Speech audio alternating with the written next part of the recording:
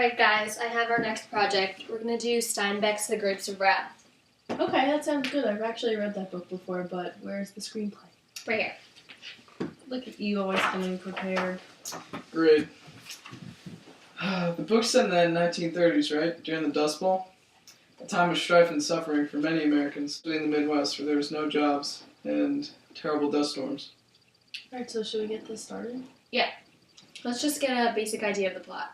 Okay, so I remember that The Grapes of Wrath chronicles like the journey of the Jones family along with their preacher friend Jim Casey. And they start off by leaving everything they know behind in Oklahoma, packing up their truck, and their truck becomes their new home while traveling along Route 66.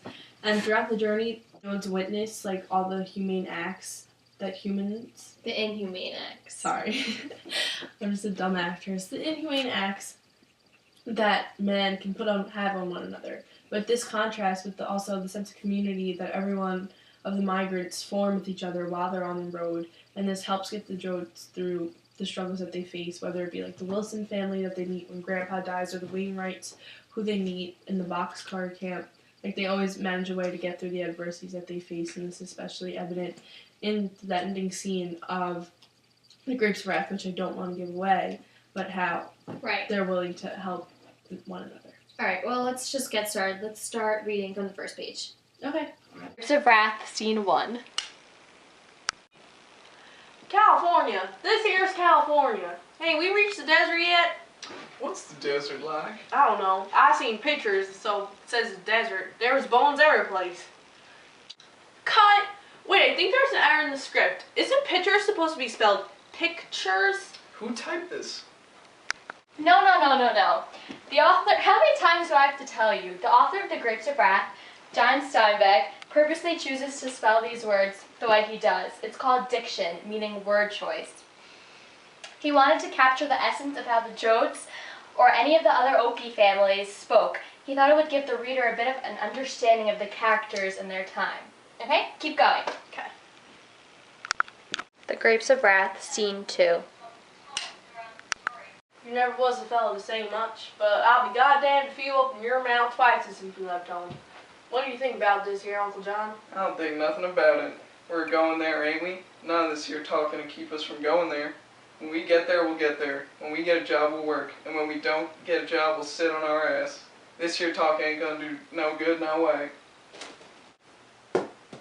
Freaking tumbleweeds. Goddamn tumbleweed.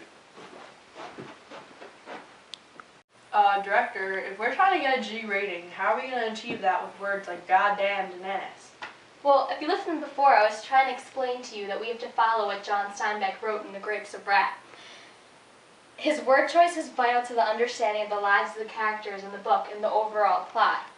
Language is also a part of the reason the words Steinbeck chooses. He had to set a colloquial tone throughout the story by using words such as goddamned. It shows the Jodes were common people who used improper words to show their emotions.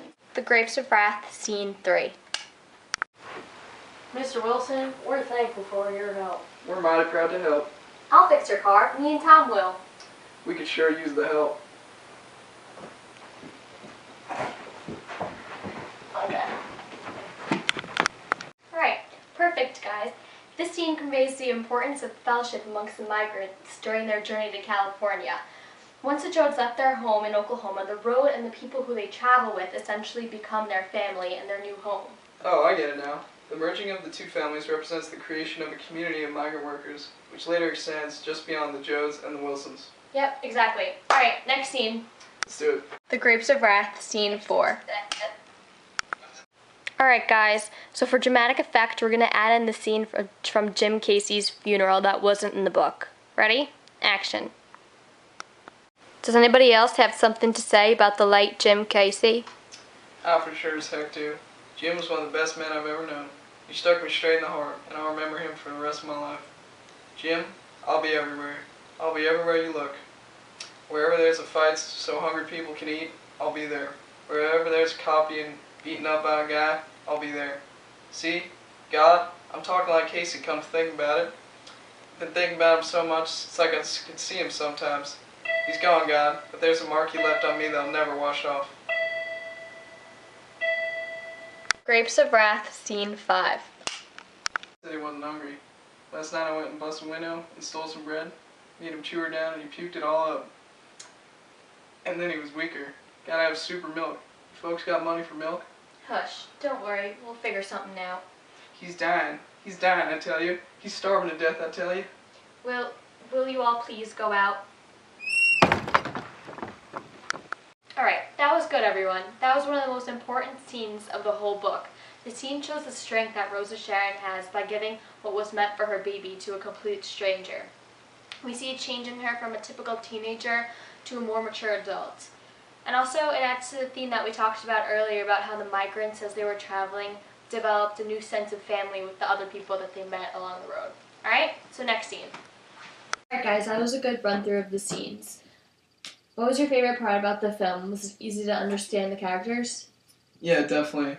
I like playing Al, because for a kid so young, he had a really valuable role for keeping his family together.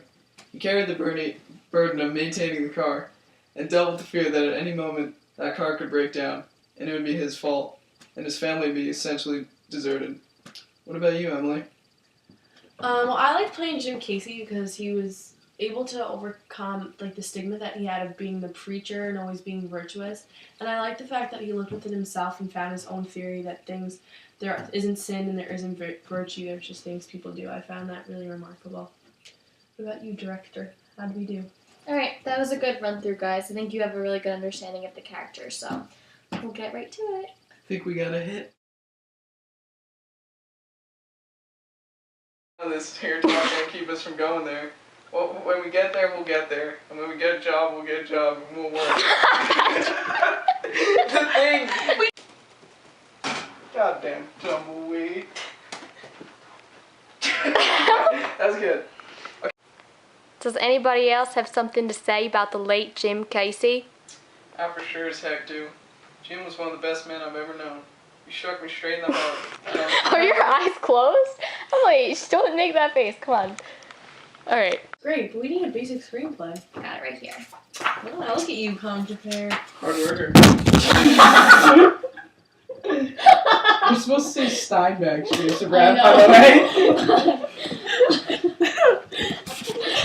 way. Can you